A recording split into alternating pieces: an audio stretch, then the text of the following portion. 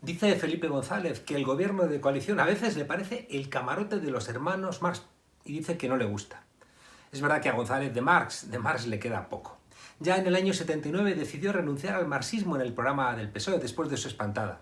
En verdad eso no era un problema. Por las mismas fechas Carrillo renunciaba en el Partido Comunista al leninismo. Era una mera táctica. 200.000 fusilados, los maestros represaliados, medio millón de exiliados, 350.000 encarcelados y 40 años de dictadura, siempre bajo el púlpito perenne del nodo y de la Iglesia Católica, pues habían penetrado en las capas populares y las clases medias que terminaron creyendo que eso del marxismo era una cosa del diablo. Vamos, lo que piensan hoy los descerebrados que dicen que Podemos es marxista, bolivariana, terrorista. González en verdad no buscaba renunciar al marxismo en aquel congreso. Ya habían renunciado cuando mataron a sus mayores, a Llopis y compañía en el congreso de Suresnes. Ese parricidio siempre ha perseguido a González y a Guerra, que siguen queriendo mandar de manera invariable por el miedo a que hagan con ellos lo que ellos hicieron con los abuelos de entonces. Pero no les ha salido bien. González en aquel congreso lo que hizo fue construir una organización sin debate ni democracia interna que le permitiera hacer el plan de modernización de España, cuidado, dictado desde Alemania.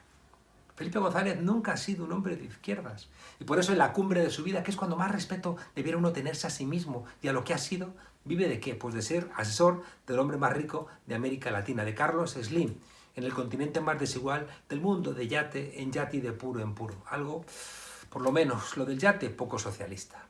González, que dice que el gobierno es el camarote de los Marx, ¿quién querría ser Groucho?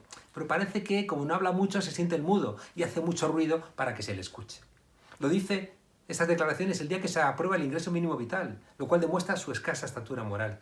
Porque en el fondo parece que lo que le molesta es que este gobierno contra el que tanto luchó, contra el que tanto peleó, queriendo que hubiera una coalición entre el PSOE y el PP o entre el PSOE y Albert Rivera, resulta que hace cosas de izquierdas que ni él, Felipe González, se hubiera atrevido. Porque González es el que no se atrevió, no sé, a permitir que la Guardia Civil en los años 80 se democratizara. Igual que no permitió que los militares de la Unión Militar Democrática, los militares más demócratas que había en este país, se reintegraran en el ejército. Tampoco se atrevió a reconocer a los abuelos que lucharon contra Franco, porque González no peleó contra Franco y esas víctimas no le dolían. A los pocos militantes del PSOE en el año 74 y 75, cuando les detenían, es que les soltaban, mientras que la gente de los demás partidos pues recibían palizas y se tiraban siempre una temporadita en la cárcel. Se murieron cientos de miles de ancianos que lo único que esperaban ya en la vida era saber dónde estaban sus familiares asesinados por Franco, que estaban enterrados en fosas, en zanjas y en cunetas. Felipe González, el que hoy eructa sin miedo para tapar el ingreso mínimo, manchó la democracia con esa cobardía que no le dio las gracias a los que lucharon en España por la democracia. No sabemos, igual casi ni nos importa si Felipe González era la X del GAL. Por cierto, los GAL fueron plenamente apoyados por Manuel Fraga, que de asesinar e insultar a demócratas sabía un rato. Aunque es verdad que también el mismo González reconoció en una entrevista que había actividades ilegales de los cuerpos y fuerzas de seguridad del Estado porque le plantearon volar ilegalmente a la cúpula de ETA. Felipe González, del Consejo Editorial del Grupo Prisa, fue el que con Alierta del IBEX 35 y Juan Luis Cebrián lograron cortarle la cabeza en su día a Pedro Sánchez. Ahí también fue muy valiente, Y cuidado, que del gobierno que hubiera salido con Susana Díaz y Mariano Rajoy no hubiera dicho que era el camarote de los hermanos Marx.